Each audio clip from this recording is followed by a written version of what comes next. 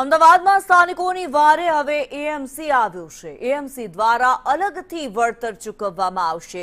સરકાર બાદ એએમસી પણ વળતર ચૂકવશે। મેયર હિતેશ બારોટનું આ મોટું નિવેદન। સરકારે ગઈકાલે સહાય જાહેર કરી છે। સહાય માટે સરકારનો આભાર માન્યો મેયરે અને સુરતની પેટર્ન પર સહાય જાહેર કરવામાં આવી છે। લારી ગલ્લાવાળાથી માંડીને તમામને સહાય ચૂકવવામાં આવશે। हाल सर्वेनी कामगीरी शुरू करवामां आवी छे। एएमसी पण अलगथी सहायनी जाहेरात करशे। आवतीकाले स्टेन्डिंगमां आ अंगे चर्चा करवामां आवशे तेवुं मेयरे जणाव्युं। ત્યારે અમદાવાદની જે પરિસ્થિતિ હતી, વરસાદે અમદાવાદને ગમરોળી નાખ્યું હતું। લોકોના ઘરોની અંદર પાણી ભરાઈ ગયા હતા। 3-3, 4-4 ફૂટ સુધીના પાણી અને લોકોની ઘરવખરીને ભારે નુકસાન પહોંચ્યું હતું। ત્યારે સરકાર દ્વારા વળતરની જાહેરાત કરવામાં આવી છે, પરંતુ આ સાથે જ એએમસી દ્વારા પણ अलगथी वळतर चूकववामां आवशे तेवुं मेयर द्वारा कहेवामां आव्युं छे। मेयर हितेश बारोट जेमणे निवेदन आप्युं छे, संदेश न्यूज साथे वात करी हती।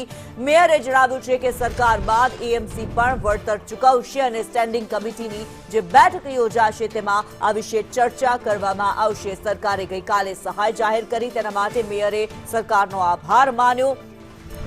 જે લોકો પ્રભાવિત છે આ વરસાદી પાણી ભરાઈ જતા જે લોકોના ઘરમાં ઘરવખરીનું નુકસાન પહોંચ્યું છે, તમામને વળતર ચૂકવવામાં આવશે અને એએમસી અલગથી વળતર ચૂકવશે।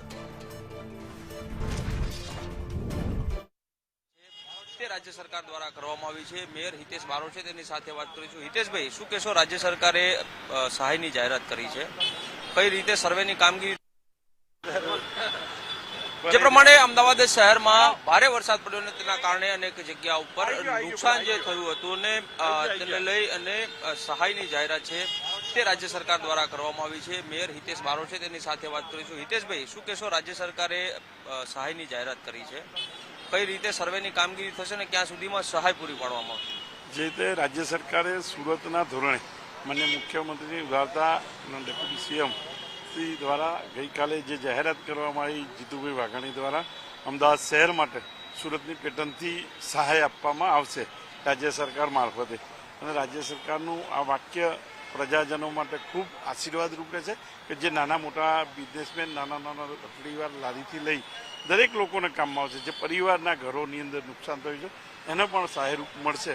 એ માટે રાજ્ય સરકારનો સૌ મંત્રીગણનો અને માન્ય મુખ્યમંત્રીશ્રીનો અને ડેપ્યુટી સીએમનો અને ભારતીય જનતા પાર્ટીના અધ્યક્ષશ્રીનો ખૂબ ખૂબ આભાર માનીશ કે જેમને મને વડાપ્રધાનશ્રીના નિશ્રાની અંદર મને અમિતભાઈની નિશ્રામાં જે રીતે ગુજરાત સરકારની અમદાવાદ હોય એ અમદાવાદની અંદર જે રીતે આ સહાયનું જાહેરાત કરી છે એ બદલ રાજ્ય સરકારનો ખૂબ ખૂબ આભાર।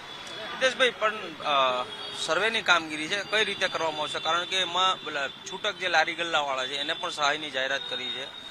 આવા લોકોનો સર્વે કઈ રીતે કરવામાં આવશે? કારણ કે એવા લોકોનો ક્યાંક નોંધણી હશે, ક્યાંક નોંધણી નહીં હોય।